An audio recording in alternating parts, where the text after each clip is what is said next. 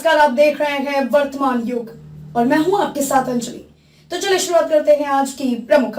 आज कांवड़िए भक्तों की सेवा के लिए 37 विशाल कांवड़ सेवा शिविर जो कि पिछले 37 वर्षों से निरंतर भोले कांवड़ियों की सेवा कर रहे हैं, जो कि धर्मार्थ सेवा समिति गाजियाबाद द्वारा आयोजित होता है, जो कि पिछले 37 वर्षों से भगवान दूधेश्वर की कृपा से एवं पूज्य गुरुदेव श्री महंत नारायण गिरी जी महाराज श्री दूधेश्वर पीठाधीश्वर गाजियाबाद अंतर्राष्ट्रीय प्रवक्ता श्री पंचदशनाम जूना अखाड़ा राष्ट्रीय अध्यक्ष दिल्ली संत महामंडल के सानिध्य में आयोजित होता रहा है, जिसमें प्रति वर्ष शिविर का शुभारंभ पूज्य गुरुदेव के कर कमलों से होता है। आज भी पूज्य गुरुदेव ने पूजन करके कांवड़ शिविर का उद्घाटन किया, क्योंकि महाराज श्री कहते हैं जो जीव की सेवा शिव कज भक्तों की सेवा करते हैं, महादेव उनसे अत्यंत प्रसन्न रहते हैं और कृपा बनाए रखते हैं, क्योंकि कांवड़िए भक्त हरिद्वार गोमुख गंगोत्री से जल लाते हैं तो उनके पैरों में छाले पड़ जाती हैं। उनके पैरों में दवाई लगाने से उनके अन्न भोजन प्रसाद सेवा विश्राम की सेवा करने मात्र से भगवान से प्रसन्न रहते हैं, क्योंकि हर जीव में प्रत्यक्ष शिव विराजमान है, क्योंकि भक्तों की सेवा भगवान सदैव प्रसन्न रहते हैं। तो आज इस कांवड़ सेवा शिविर का पूज्य गुरुदेव के कर कमलों द्वारा शुभारंभ हुआ। महाराज श्री के साथ महंत गिरिशानंद गिरी जी देवी मंदिर दिल्ली गेट दूधेश्वर वेद विद्यालय के प्राचार्य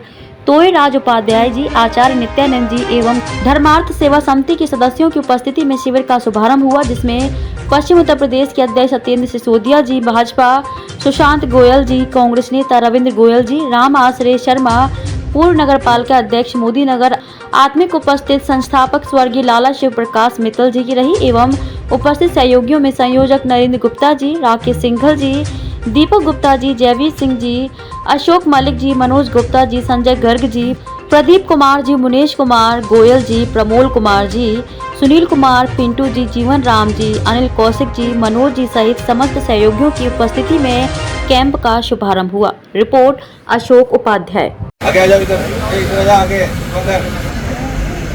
सेवितम कपित जम्बू फलचार भक्षणम उमास्तम शोकिनस कार्यक्रम नमामि विघ्नेश्वर सौपादगंजम। ये हमारा 43 साल से 33 साल से धर्मार्थ सेवा समिति ये कैंप लगा रहा है कांवड़ियों की सेवा में। विशेष रूप से हमारे शिव कुमार जी, ख्याली राम जी बहुत से जो हैं चले जाएंगे, हम भी चले जाएंगे। हाँ, वो चले गए, हम लोग भी चले जाएंगे। तो ये जाना आना तो सबका लगा रहता है, जिसका जन्म है उसका मौत निश्चित है। क्यों जी नहीं? आप बताइए। ये हमारे प्रधान जी बैठे हुए और हमारे वीरेंद्र जी तो बहुत पुराने हैं, रविंद्र जी, नरेंद्र जी, जिसका मान लीजिए कि कोई नाम याद नहीं रहे। हमारे ये सुरेंद्र जी जो है, उनके तो पुत्र क्या नाम उनका, सुशांत गोयल जी, इनके पिताजी का बड़ा पूरा शुरू से ही सहयोग इसमें पूर्ण रूप से रहता था। तो ये बहुत सालों से यहाँ पर कैंप लग रहा है। हमारे ये फोटोग्राफर जी बहुत पुराने, ये भी जो है कुलदीप जी जो है भी बहुत पुराने हैं। तो ये सभी लोग यहाँ उपस्थित है। एक देखिए कि अन्न का दाता सदा सुखी, वस्त्र का दाता कमलापति।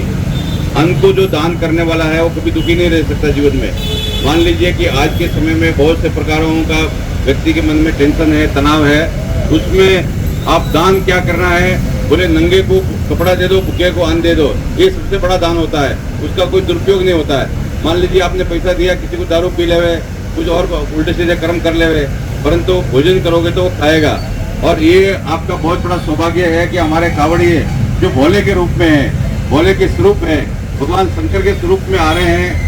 भोली है, भोला है, उनको जब कांवड़ उठाते हैं उसके बाद में वो लोग भगवान शिव का स्वरूप हो जाते हैं। उनके स्वरूप का सेवा करना ये बहुत बड़ा सौभाग्य है आप सभी लोगों का। एक पूर्व जन्म का कोई संस्कार होता है, पूर्व जन्म का संस्कार से जो है अपना जो ऐसा सौभाग्य प्राप्त होता है, ऐसा अवसर प्राप्त होता है कि आप जो है भोलों का सेवा कर रहे हैं। तो ये आप देखिए कि बहुत लोग ऐसे होता है कि आजकल समय में थोड़ा क्या है कि रात पर बहुत से मोबाइल में लगे रहते हैं, लेट उठने का। परंतु हमारा नरेंद्र जी सुबह 6 बजे से सबकी अंगली करना शुरू कर दिया। बोले कि भाई सब जो है पहुंचना है। हमारे को भी बहुत फोन किया, हम पूजा पाठ में थे, सावन में कुछ अपना अभिषेक हो रहा, बार फोन आ रहा था। तो ये देखिए कि इतना चेतनता होना। मैं अभी 26 दिन अमेरिका की यात्रा में गया तो वहाँ पर एक महाराज बोलने लगे, महाराज यहाँ पर तो मशीनी युग है, तो भारत सब चेतन है। भारत में जो व्यक्ति है वो चेतन है, चेतन रहता है। भारत में बोले आत्महत्या भी बहुत कम होती है। बोले क्यों आत्महत्या कम होती है? बोले अमेरिका में तो आदमी कमरे में मर जाता है। भारत में क्या है, एक साधु के पास गया, दूसरे साधु के पास गया, एक तांत्रिक के पास गया, जो 5-6 महीने तक घूमता रहता है, आदमी ऐसे टेंशन से फ्री हो जाता है। तो ये हमारे भारत की विशेषता है कि भारत में बहुत सी चीजों का समाधान अपने आप ही हो जाता है।